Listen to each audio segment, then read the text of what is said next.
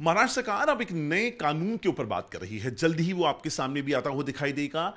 Anti conversion जो law है वो आने वाला है। कल हमने इसकी गूंज सुनाई दी थी विधानसभा में। इस वक्त नीतीश राणे इस वक्त हमारे साथ मौजूद हैं, मौजूदा सरकार में मंत्री हैं। एंटी कन्वर्जन लॉ क्या जरूरत है महाराष्ट्र के संदर्भ में? क्या अभी तक तो कुछ नहीं हुआ, तो अब क्यों जरूरत आ रही है? क्यों ज़रूरत है ये मुझे पूछने के बजाय आप समाज में जो अलग अलग हिंदू बहनें हैं, जो हिंदू फैमिली जो लव जिहाद के शिकार हुए हैं, उनको अगर जाके पूछे, उन माँ बाप को जाके पूछे जिनकी बेटियां लव जिहाद के वजह से या तो उनकी ज़िंदगी उनको गंवानी पड़ी है या तो उनकी बेटी ने उनको ही पहचानने से इनकार कर दिया है। और कभी कभी तो हमारे हिंदू बेटियां बहनें सऊदी या अरब देशों में उनकी आगे वाली ज़िंदगी कोई ना कोई तो शेख को बेचने के बाद उनको गुजारनी पड़ती है। तो ये सब जो फंसाने का और गुमराह करने का और फ्रॉड करने का जो विषय है, लव जिहाद के माध्यम से 2047 तक इस राष्ट्र को इस्लाम राष्ट्र बनाने का जो गजवाए हिंद के अंतर्गत जो कोई कोशिश है, वो कोशिश को हमको ख़त्म करना है। किसी भी तरीके का जिहाद हमारे इस हिंदू राष्ट्र में होना नहीं चाहिए। ये हमारी सबकी भूमिका है और ये हमारे जीने का कारण है। और इसीलिए जैसे मध्य प्रदेश हो, गुजरात हो, अलग अलग राज्यों में, उत्तर प्रदेश हो, अलग अलग राज्यों में लव जिहाद या कन्वर्जन या धर्मांतर करने के बाद जो आपको एक कानून बनाया गया है, जिसकी सुरक्षता के वजह से बहुत सारी हिंदू बहनों की ज़िंदगी बच जाती है, वैसा ही एक कानून जैसे हमने विधानसभा के चुनाव के वक्त हमारे आदरणीय मुख्यमंत्री जी प्रचार करते हुए, हिंदू समाज से बात करते हुए, महाराष्ट्र से बात कर उन्होंने स्पष्ट कर दिया था कि हमारी सरकार आने के बाद हम इस राज्य में भी एक बहुत ही मजबूत एक धर्मांतर विरोधी कानून हम लेके आएंगे। और वही हमारे मुख्यमंत्री जी ने, उनकी सरकार, महायुति की सरकार हमारी आई है, हिंदुत्व सोच की सरकार है, हिंदू समाज के आशीर्वाद की वजह से आई हुई ये सरकार है। इसलिए कल के कैबिनेट के मीटिंग में धर्मांतर विरोधी धर्म स्वतंत्र कानून 2026 ऐसा कानून हमारे कैबिनेट ने पार किया है। और अभी आगे दोनों हाउस में वो लेके आ जाए, विधान परिषद विधानसभा में लेके आएंगे के बाद उसको पारित करने के बाद हमारे महाराष्ट्र में भी एक बहुत ही मजबूत ऐसा धर्म स्वतंत्र कानून 2026 के वजह से पूरी तरीके से लव जिहाद और धर्मांतर को ख़त्म करने की पहल हमारे महाराष्ट्र में शुरू हो जाएगी। लेकिन सवाल ये इसलिए होता है क्योंकि 18 साल के बाद कि किसी भी पर्सन का अपना चॉइस होता है कि वो किस धर्म में जाए नहीं जाए। अगर लड़की किसी लड़के से प्यार कर रही है, निजी मामला हो जाता है। तो सवाल ये आता है उसमें कानून बीच में क्यों लाया जा रहा है? ये तो चॉइस वाली बात है। आप इसको एक कानून के तहत लाकर आप अपनी ही मनमर्जी चला रहे हैं, तमाम चीज़ें इसके। बहुत अच्छा सवाल पूछा आपने, क्योंकि बहुत सारे लोगों के दिल में यही होगा कि हमारे संविधान में अगर हमको अपने पसंदीदा व्यक्ति के साथ ज़िंदगी गुजारने का अगर अधिकार दिया है, तो फिर ये क्यों? हमको इस पे कोई ऐतराज़ किसी को भी नहीं होना चाहिए। मगर आप अगर किसी हमारे हिंदू बहन को झूठ बोल के, उसको फंसा के, पहले अपना नाम हिंदू नाम बताना है, आशीष बताना है, और फिर शादी के बाद सच्चाई उसको मालूम पड़ती है हमारे हिंदू बहन को कि ये तो आशीष नहीं है, ये तो आमिर है, और फिर उसको बोलना है, ज़बरदस्ती करना है, मारना है कि तू सारे अपनी जो हिंदू जो अपने अलग अलग तरीके के तौर तरीके हैं, आपके भगवान हैं, उनको कोई पूजा पाठ तुमको नहीं करना है, किसी भी तरीके से तुमको हिंदू बन के नहीं जीना है, आपको हिजाब पहनना है, आपको 5 वक्त की नमाज पढ़नी है। ये जोर ज़बरदस्ती क्यों? अगर आप किसी से प्यार करते हैं तो फिर आपको उसकी धर्म बदलने की ज़रूरत ही नहीं है। ऐसे बहुत सारे हिंदू मुसलमान लोग रहते हैं शादी करने के बाद, जहाँ हमारी हिंदू बहनों को किसी को भी धर्म बदलने की ज़रूरत पड़ती नहीं है, क्यों बोला भी नहीं जाता है, उसके ऊपर हमको ऐतराज़ नहीं है।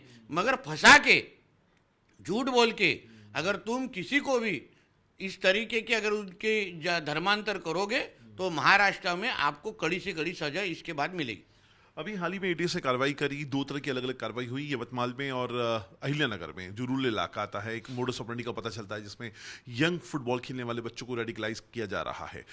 मुंबई में भी कार्रवाई हुई है। इंजीनियरिंग का स्टूडेंट है, उसके एनक्रिप्टेड एप्लीकेशंस, मैसेजिंग एप्लीकेशंस मिले हैं जिसमें लश्कर तैयबा और आपके आईएसआई से जुड़े हुए जो मैसेज हैं, मसूद अजहर के ऑडियो वीडियो वो दिख रहा है, और दो लड़कों को रेडिकलाइज करने की कोशिश करा। यंग मुस्लिम बच्चों को रेडिकलाइजेशन के लिए उनको टारगेट किया जा रहा है, उनको देश के खिलाफ काम करने के लिए उनको यहाँ किया जा रहा है। देखिए अंकुर जी, इसी के खिलाफ तो हम लोग हमेशा बात करते हैं और लड़ते आए हैं। गजवाए हिंद ये विषय हम बार बार हर किसी को समझना चाहिए, क्योंकि गजवाए हिंद जब भी पीएफआई के कई कार्यकर्ता या मेंबर्स जब भी पूना में अरेस्ट हुए थे, जहां पूना का कोई डॉक्टर अरेस्ट हुआ था, उसके बाद उसके साथ जो लोग अरेस्ट हुए थे, उन्होंने जो स्टेटमेंट एनआईए को दी थी, जिसका चार्जशीट में जो स्टेटमेंट पढ़ने को मिली थी कि 2047 तक हमको इस हिंदू राष्ट्र को इस्लाम राष्ट्र किसी भी तरह बनाना है और वही हमारे ज़िंदगी का मकसद है। उसी के लिए हमको जिहाद करना है। जिहाद करने के सिवाय ये राष्ट्र हिंदू राष्ट्र इस्लाम राष्ट्र नहीं होगा।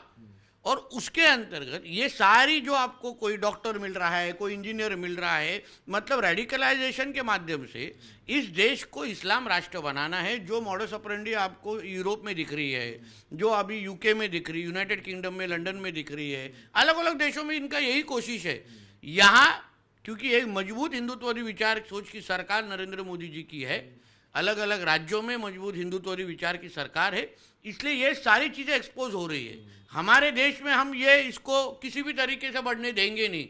जहाँ जहाँ जिहाद करने की कोई कोशिश करेगा, किसी भी तरीके का करेगा, हमारे सारे इन्वेस्टिगेशन एजेंसी अलर्ट है। मुझे विश्वास है इस तरीके की कोई भी हरकत हमारे इस हिंदू भूमि पे होने देंगे नहीं। यंग जो बच्चे हैं मुस्लिम परिवारों के, उनके पेरेंट्स की कितनी बड़ी जिम्मेदारी यहाँ पर बनती है? क्योंकि बच्चे, अब पढ़े लिखे बच्चे, इंजीनियरिंग के स्टूडेंट्स, उनकी जिम्मेदारी कितनी है? क्योंकि वो तो मानते हैं दीन उनका, यानी जो धर्म है वो एक अहम हिस्सा है, बाकायदा पढ़ाई होती है, मदरसों में पढ़ाइयाँ होती हैं। तो यंग जो मुस्लिम बच्चे हैं जिनको रेडिकलाइज किया जा रहा है, उनके पेरेंट्स का कितना बड़ा कि कुछ हफ्तों पहले जब मैंने मदरसाओं के बारे में बात की थी अंकुर जी, ये विषय वहाँ से शुरू होते हैं। जब मदरसाओं के अंदर आप जहाँ अपने बच्चों को पढ़ा रहे हैं, छोटी उम्र में ही अगर उनको आप सिखा रहे हो कि जिस भारत देश में आप रहते हो उस देश का कानून आपको मानना नहीं है, उस देश की भाषा आपको बोलनी नहीं है, आपको अलग तरीके से जीना है, अलग तरीके की पढ़ाई करनी, शिक्षा लेनी है, अलग तरीके से आपको तौर तरीके अपनाने हैं। ये जो यहाँ का धर्म है वो हमारा धर्म नहीं है।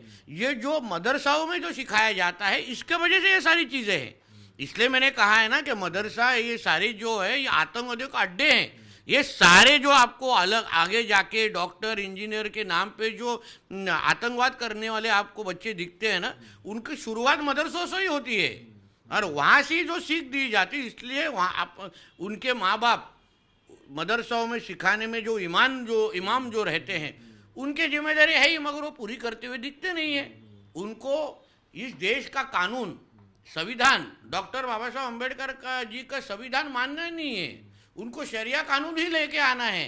और इसलिए जहाँ जहाँ वो ऐसी कोशिश करेंगे वहाँ वहाँ हमारे देश में उनको रोका जाएगा। चलिए आखिरी सवाल, चूंकि आप फिशरीज मिनिस्टर हैं महाराष्ट्र सरकार में, अभी मौजूदा जो पॉलिटिकल जो हो रहा है ईरान और इजराइल की लड़ाई, उसके वजह से स्टेट ऑफ होम्स में बाकायदा कोई शिप अब जा नहीं रहा है।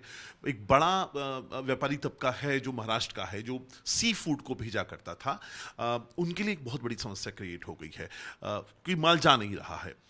कैसे आप इसको देख रहे हैं, कैसे एड्रेस कर रहे हैं और कैसा आपको हेल्प मिल रहा है, या आपने क्या तरीके खोजे हैं उन? देखिए, एक तो कुछ महीनों पहले जो यूएस टैरिफ के वजह से हमारा एक्सपोर्ट पे इम्पैक्ट हुआ। अभी इस युद्ध के परिस्थिति के वजह से बहुत सारे कंटेनरों में जो कुछ फिश एक्सपोर्ट है, अलग अलग तरीके से सी फूड एक्सपोर्ट अभी अटके पड़े हैं। मगर इसके लिए ही हमको नरेंद्र मोदी जी के सरकार को, हमारे कॉमर्स मिनिस्टर हमारे पीयूष गोयल जी हो, हमारे शिपिंग मंत्री सोनोवाल जी को, इनको उनका धन्यवाद देना चाहिए। क्योंकि जब से ये परिस्थिति चालू हुई तभी से उनके इंस्ट्रक्शंस वहाँ के मुंबई पोर्ट ट्रस्ट और अलग अलग वहाँ के पोर्ट्स को दिया गया है। कंटेनरों में कोल्ड स्टोरेज की सारी फैसिलिटीज खड़ी की गई है ताकि जो भेजा हुआ जो माल है वो खराब ना हो, ज़्यादा से ज़्यादा समय रहे। जब तक ये परिस्थिति सुधरती नहीं है तब तक केंद्र की हमारी सरकार पूरी तरीके से मछुआरों के साथ, एक्सपोर्टर्स के साथ, व्यापारियों के साथ बहुत मजबूती से खड़ी है। उस तरीके के सारे गाइडलाइंस इनको सभी को दी गई है और ज़्यादा से ज़्यादा मदद हमारे किसान, हमारे मछुआरे, हमारे एक्सपोर्ट वाले जो लोग हैं उनको सभी को हमारे केंद्र की सरकार कर रही है। और मुझे विश्वास है आने वाले वक्त में जब भी इसके बारे में कुछ हमको जवाब मिलेगा तब तक पूरी की पूरी ताकत और पूरी मजबूती से हमारी केंद्र की सरकार इन सभी के साथ खड़ी है। कोई अहम कदम जो आप उठाने की सोच रहे हैं आने वाले दिनों के लिहाज से? बहुत इमरजेंसी का सिचुएशन है, मुझे पता नहीं। सबसे महत्वपूर्ण है तो जो गया हुआ जो माल उसके लिए उसको ज़्यादा से ज़्यादा अभी वो माल तो खराब होने वाला हो सकता है। कितना भी आप कोल्ड स्टोरेज कीजिए, फिश और सी फूड कितने देर तक रख सकते हैं उसमें कुछ लिमिटेशंस है। इसलिए केंद्र के माध्यम से कुछ अगर उनको रिलीफ पैकेज अगर मिल सके उस व्यापारियों को, जिसके वजह से उनको जो भेजा हुआ माल है उसको जो नुकसान अभी उनको हुआ है तो उसके वजह से ज़्यादा रिलीफ पैकेज कैसे मिल सकेगा, उसके लिए हम खुद महाराष्ट्र के माध्यम से हम लोग उसका फॉलोअप लेंगे। शुक्रिया मुझसे बात करने का। नितिश राणे इस वक्त हमारे साथ फिशरीज मिनिस्टर थे और जो परिस्थितियां पैदा हुई हैं ईरान और इजराइल की वॉर की वजह से उसमें भारत का एक बड़ा तबका है जो फिश इंडस्ट्री से जुड़ा हुआ था और यकीनन तौर पर अब उसको लेकर अब एहतियातन कदम भी उठाए जा रहे हैं, खासतौर पर मुआवजा जो शायद शुरुआती तौर पे बहुत जरूरी मदद के तौर पर सामने आएगा। कैमरा पर्सन निदेश के साथ अंकुर त्यागी, जी मीडिया, मुंबई।